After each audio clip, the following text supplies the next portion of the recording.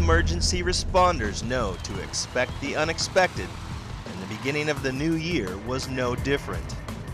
It was January 2nd, and everyone was winding down from the holidays. Things had started to kick back up. Yeah. You know, in December, everything kind of slows down a little bit. In January, we're starting to kick back into our normal call volume. And then at 16:08 on Sunday, the call came across. Oklahoma Task Force response, 2151 Southeast Curran Lane, Coffee River Road, map 5580 A Adam, possible house fire. Summits respond on stack 5 will be engine 2, engine 1, truck 3, C1. Firecom with Task Force response, 2151 Southeast Curran Lane, Coffee River Road, map 5580 A Adam, possible residential fire. Assigned to the task force were engines 2, 1, truck 3, and C1. While en route, more information came across the radio. DCE 104 calling all incoming units from the box on Curran Lane. We do have a two-story house pretty much fully involved. Firecom with upgrade.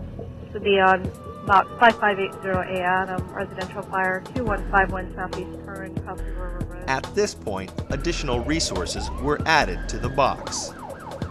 As soon as we confirmed that it was a working fire, we upgraded it from a task force to a full box alarm assignment, which gave us extra pieces of equipment. While en route, I'm working through those things in my mind. One of our off-duty volunteer firefighters was on scene, so he was able to relay additional information to us.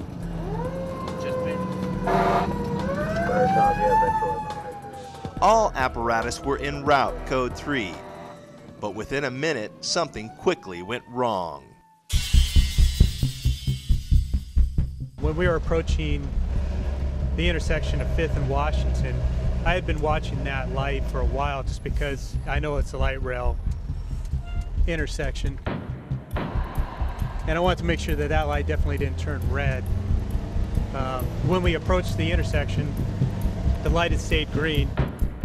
I slowed down to about 15 miles an hour because I did have a blind intersection. And even on green lights, I always sweep the intersection. I always look left to right just to make sure, you know, no one else is coming. When I looked left, I just remembered no one was on the sidewalks. I had a tree on the southeast side of the intersection, and nobody was on our right side. And then as I completely looked right, I saw the MAX train coming at us.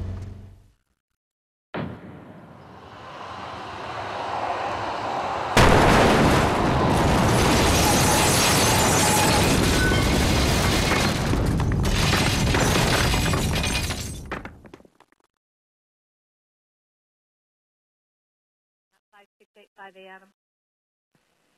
67 Metro West. Engine 1 with emergency traffic. 37. West George Court, crossing 179. Engine 1 with emergency traffic. Engine 1, you're on dispatch. Engine 1 has been broadsided by TriMet. We are trapped in the engine, 1 firefighter unconscious. We are at Washington and 5th. Copy, Washington and 5th.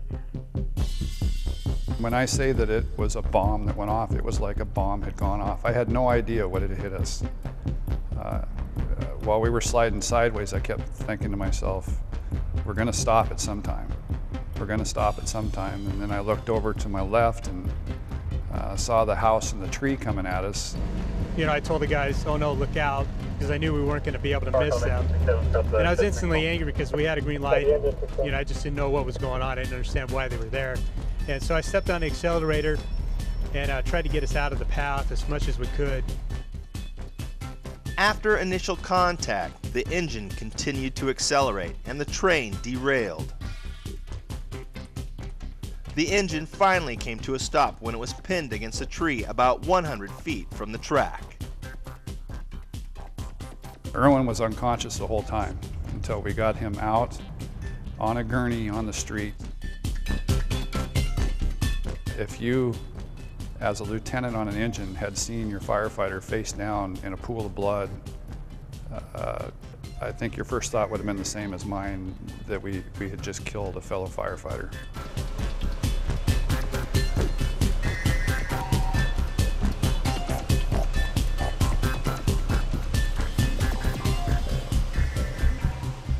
Until we had him out was when I found out that he was still alive. Just after C1 arrived at the structure fire, dispatch notified him of the accident. Fire found a C1. One, go ahead. Engine 1 has been broadsided by TriMet.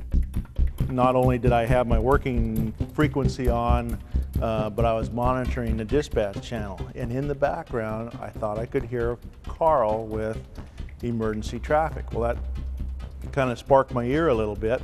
And so then I listened again, and that's when he came back with, "We have been hit by a train." And, you know, I was shocked. I was, to say the least, but more spellbound. They are trapped in the Engine 1 firefighter unconscious at Washington 535 Southeast Washington. Copy that. Dispatch a full task force response to that response. Copy. I didn't hesitate. I just said, well, send them a task force response, a full task force response. Leave my people, in my mind, it was leave my people here because we have to stay here and work this house fire because it by no means was finished. Knowing that one of his firefighters was seriously injured, B.C. Lindauer had a difficult decision to make. Okay, Engine 2 arrived at the fire first. They started fire attack. We got the information about the train wreck. I said send additional resources there, of which they did.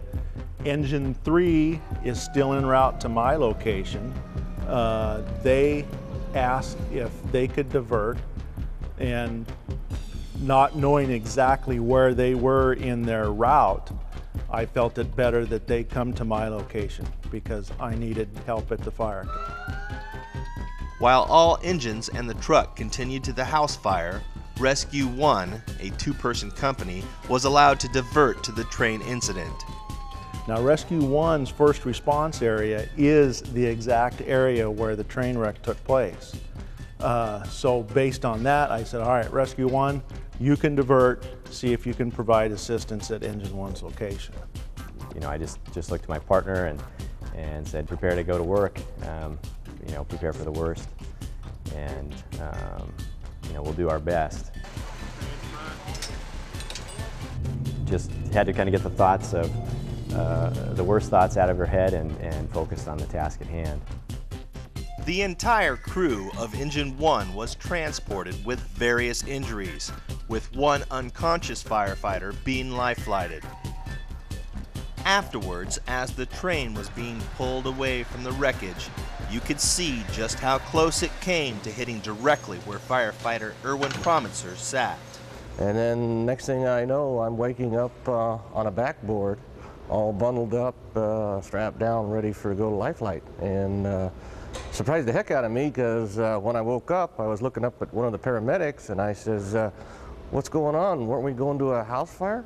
I mean, here I am down on the backboard going somewhere, and he says, don't worry about it, stay where you are, you're gonna go life flight, you've been involved in an accident. I says, okay, well, looks like I'm going. The main cause of firefighter fatalities in the U.S. is cardiac arrest. However, next in line are vehicle accidents. According to the NFPA, more firefighters are likely to die traveling to or from a fire than fighting one. Regardless of the bright lights, siren, and horn, driving code 3 is inherently dangerous. And one of the best ways to protect yourself is to use your seatbelt. If I hadn't had my seatbelt on at that time, I would have been where my tennis shoes were. We got changed before we got into the apparatus. They found my tennis shoes underneath the second train that was derailed. If I hadn't had it on that day, I would have ended up through the front windshield and possibly under one of the trains. In addition to seatbelts, be sure to be aware of your surroundings at all intersections. Just being aware of your surroundings and trying to anticipate again, blind intersections, I'm definitely stopping now and looking. I have that right now. Nobody's going to give me a hard time, even on a fully involved structure fire, to stop at those blind intersections and just kind of take an extra second or so and look. I would urge all drivers, officers, that a green light is not a go. It doesn't mean that you have everything. Even if you're entering an intersection that doesn't have a train going through it, people run red lights. And finally, emergency response. You have to make difficult decisions every day, so keep in mind it may be a neighboring agency who will be first to respond when one of your own is hurt. The whole event was hard. It was hard for everybody. I mean, I got guys I'm working with that are in the back that are best buds with the guys that were injured. It was hard, but I had to take that responsibility, and to this day I still do.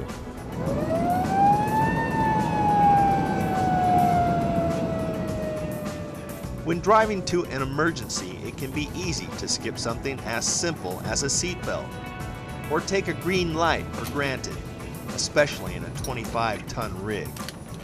But remembering these simple tips can help you safely arrive so you can help those in need.